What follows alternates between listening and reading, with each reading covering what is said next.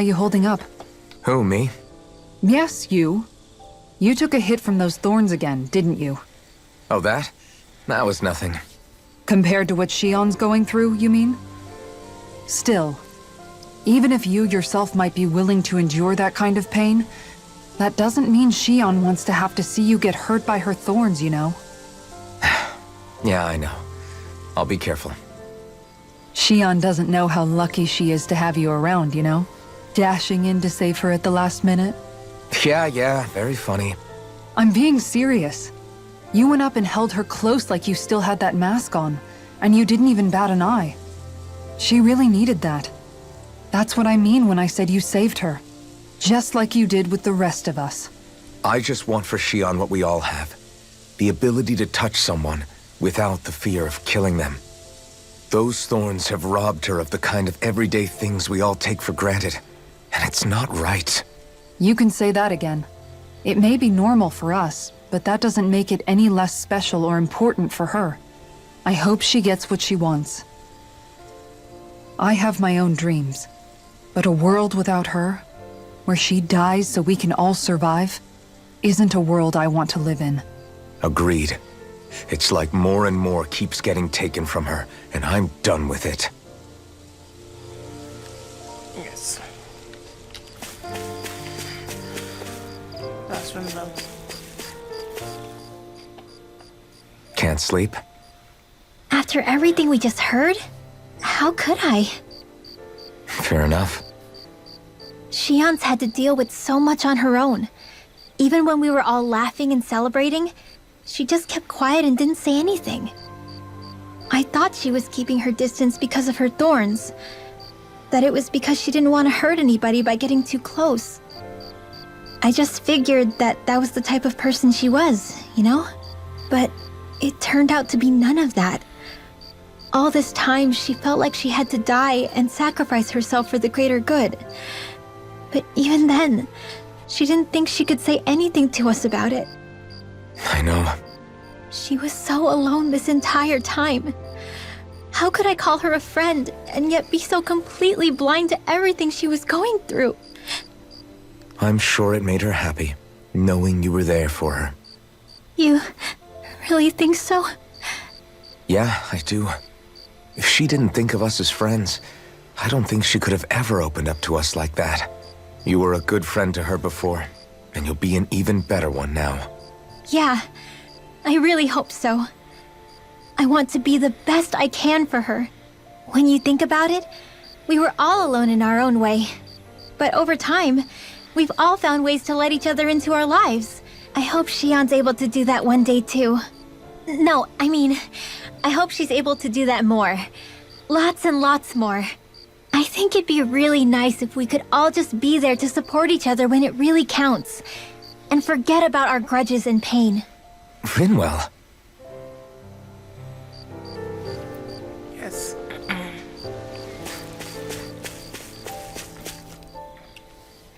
Did you know? You mean about Shion? Yeah, I didn't have the slightest idea. I mean, every once in a while I thought something seemed a little off, but I never could have imagined. It's like a completely different world was spinning around me and I couldn't even see it. You and me both. I mean, I knew something was bothering her, but I could never quite figure out what it was. You?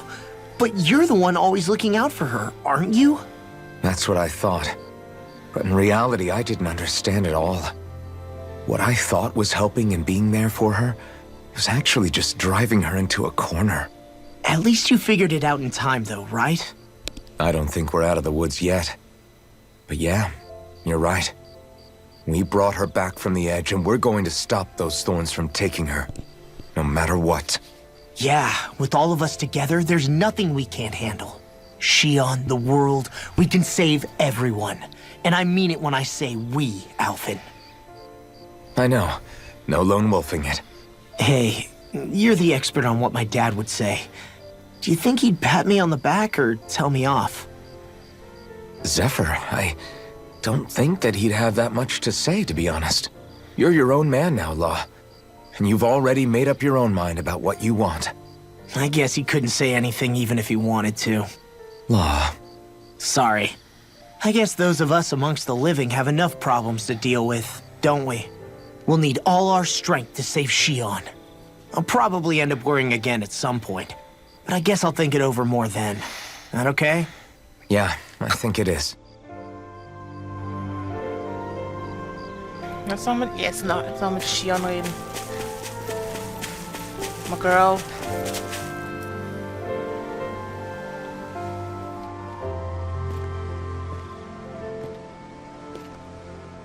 Hey, you doing all right? I seem to cause nothing but worry.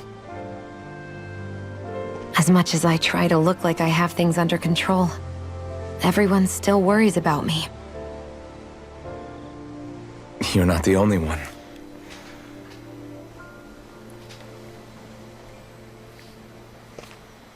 Hey, do you remember the first time you said I was your friend? No? When was that? Sorry, I can't remember. That's okay. It came so naturally to you, I'm not surprised you forgot. I was different back then. The Danans were not even people to me, and I knew I would always be alone. But in that room with Deadime, when you called me your friend, it just shattered the wall that I'd built up around me. Because until that moment, I'd only seen you as a means to an end. I thought of you as a way to use the blazing sword, and to obtain the Renis Alma. But after that day, one time became two, and before I knew it, you'd made a habit of calling me and Dohalim your friends. It didn't matter that we were Renans. You cared about us as you would any other people. Then, everyone else started to call me their friend too, to think of me as their friend. Before then, I never even dreamed I could have that.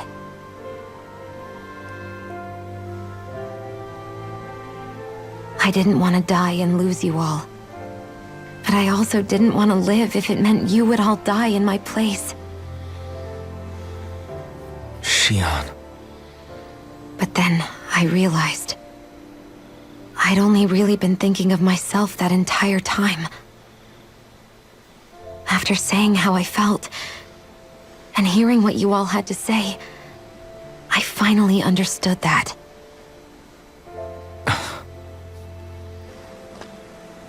Don't worry, it's okay. I'm not planning on dying anymore. I've met too many people along the way who I truly care about to give in now. So I'll fight. For Dana and for myself. I'll fight against my fate to preserve our future. And I'll win, come hell or high water. I don't know how we're going to do it, but I won't let the world end because of me. It's going to be a long, hard road ahead, Shion. Our fight won't be over until everyone, both Danans and Renans, can finally live in peace. But I swear I'll be there with you, until the very end.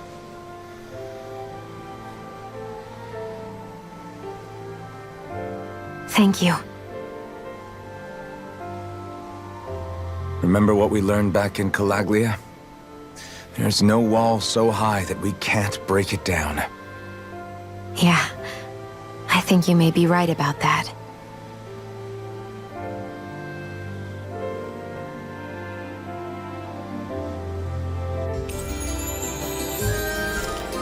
Everyone well rested? Yep. Then let's go. Yep. We depart for Lenegis. Auf geht's.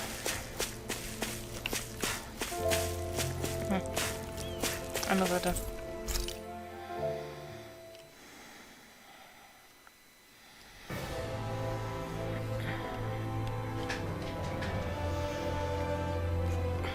Well, it's the moment of truth. This lady better hold together once we're up in the air. Law, don't say that. You're going to jinx us. Speaking of which, Alphen, this bucket of bolts got a name? A name? You know, I'm not sure she ever had one. I never really thought about it. Well, after all the trouble we went through to find her, we should give her one, right? I was thinking something like... Fall Nights. Huh? It means owl in the ancient tongue. Literally, the one drawn to the skies.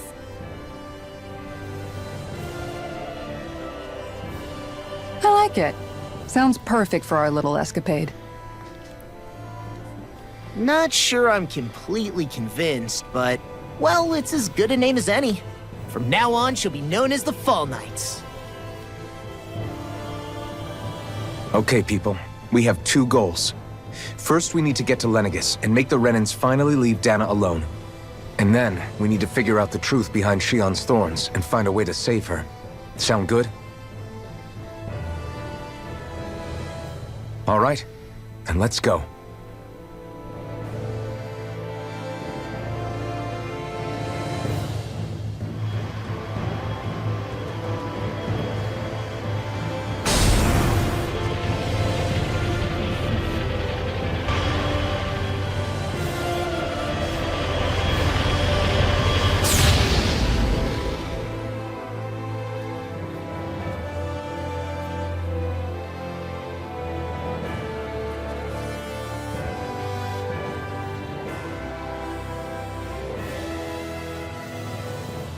You know, I can still hardly believe it.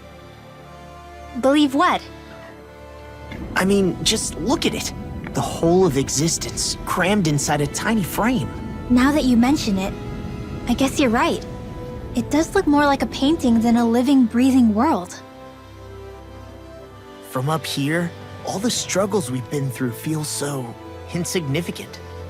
Nothing like realizing how small you are to put everything into perspective. Kinda makes the differences between the Renans and the Danans feel pretty small too, huh? How much longer until we reach Lenegis? There are better ways to use your time than napping. We should take a moment to familiarize ourselves with the facilities on board before arrival. Good idea. The starship may end up serving as our base of operations once we're down there. Think you'll be all right with the controls? You mean the one set to automatic pilot? I dare say I'll manage. I'm basically just here to supervise. In that case, she's all yours.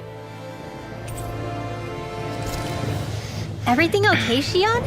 You seem a little different. Different? Like in a bad way different? No, not at all. You seem more driven lately, like you found a zest for life. It suits you. Yes.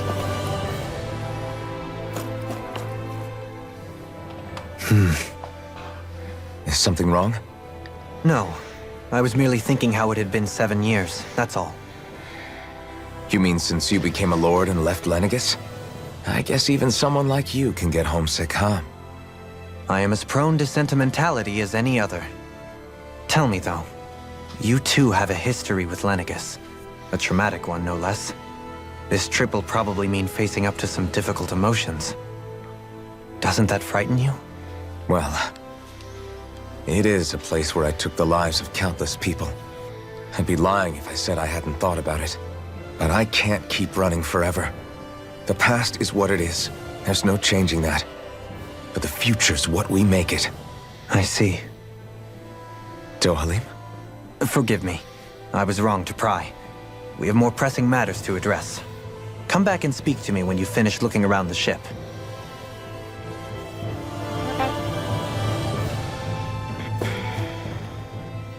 We'll be going to Lenegis soon.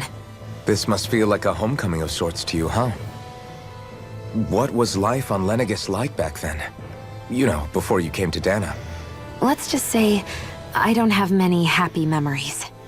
I've had thorns my whole life. For as long as I can remember. They called it treatment. But in truth, they were just using me as a guinea pig for their research. You mean, they experimented on you? That's right. All I was to them was a riddle to solve. They poked and prodded me, trying to figure out what triggered my thorns or changed the form they took. Day in and day out, every single day, one test after another. I'm still surprised they didn't try to dissect me. The look they gave me whenever one of them touched my skin. How could I forget it? reeling from the pain, like I was a monster or something. Some existence, huh? A blight on any I touched, helplessly complicit in their pain. I thought things couldn't get any worse, but then they did. I started to have nightmares, visions of the coming apocalypse. Is it any wonder I lacked a cheery disposition? Unable to so much as touch another soul. Loneliness was my best friend. Sure, I survived, but with the knowledge that one day I'd be swallowed up by oblivion. And that's when it hit me. If I was going to die, then it should mean something. If I have to sacrifice myself to save the world, so be it. I'm sorry. I didn't mean to make you relive that. No, it's fine. I'm in a much better place now. You say it's your destiny to die so that others can live. But why not the other way around? Why shouldn't we be the ones dying to save you? Are you crazy? Why would you sacrifice your life for... That's exactly my point. Why should you have to give up your life just because you drew the short straw in the destiny stakes? How is that even right? It's that logic that's used to justify slavery, as if some of us were just meant to be sacrificed. This struggle was never about saving only ourselves. But that doesn't mean we have to give up our own lives to save everyone else's either. If we're doing this to protect people, if we're doing this to save the world from destruction, then that has to include saving each other as well. A world free of sacrifice. That's what you've been fighting for all along, isn't it? Not just me. We're in this together, remember? This fight is yours too, Xion. If we're going to win, everyone has to win. There can be no room for losers in this fight. Now I see it, the true nature of our struggle. A victory without losers. But that means that a Danon victory over Rena can't be the end. Do you think we can pull it off? You bet we can pull it off. We have to. It's the only hope we have of things ever changing. Yeah, you're right. No one's ever changed the future without aiming for the stars. We can do this. Together. Yep.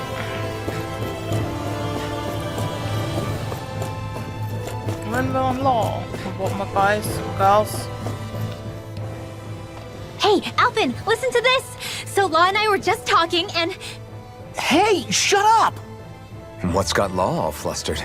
Only that he's afraid of flying, the big baby. And after all that fuss he made about naming the ship, too. Hey, I never said I was scared. I just think it's, a little unsettling how we're going to be cruising through space in a glorified tin can. That's all. It's a starship, dummy. That's what it's supposed to do. I don't think there's anything strange about it. Well, maybe you're the one with the problem then. Guys. I'm no expert, but I think we can trust Renan technology.